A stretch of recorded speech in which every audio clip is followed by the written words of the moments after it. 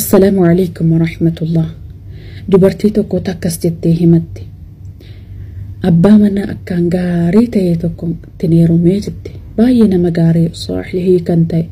أنا رت ربين صداتو أني سرت ربين صداتو ماتي سا وجنجرانا ماتي سا سمو أكانين خدما جت أبوليتي توكو أبا كان أمليهن هيرومني سي جراتوري أمرين سيدي قوديمي توكو جرتي جت أبا مناخيا هالا دران هنبي خمنرا غاف توكو دفي أولتي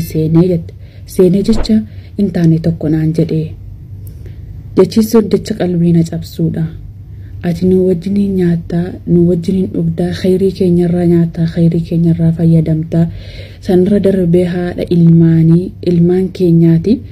kun hunda si taane to kun hundi si hanqanani ati akkammatti boletti khiyatti sihri hojjatta jedhe haati manaas akkaan hade akkamitti akkasna hanjatta ya abba mana khiya gaari ani nama aqila tokko sihrin dinki yaballesa duniya durayyo ana akkamitti waan akkana hojjadha jette iyyite boosse rabbi khiyatti sika kadheeraan kana hin hojjanne jetteen sanbooda obboleettiin abbaa manaa sun sagalee si dhageessee dhufte dhugaadha kan natti hojjate si uumaa guyyaa meeqa dura sheekha abaluu bira deeme jennaan natti qara'ee kan sihrii kana sitti hojjate si inaan jedhee jira kanaafuu kan sihrii natti hojjate akkan hin heerumne godhe si'ii jetteen sanbooda maatiin hundi walitti qabamanii akkaan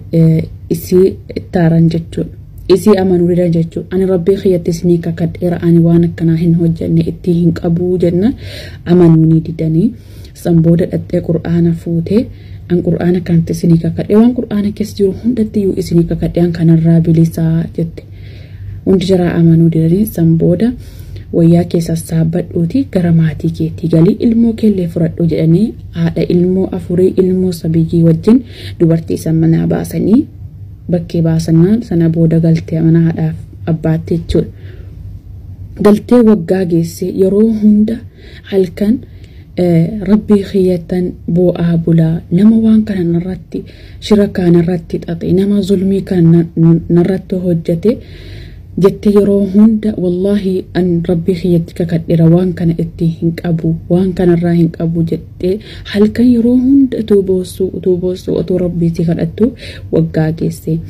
sana booda waan kana fala barbaaduun qabaa jettee murteessite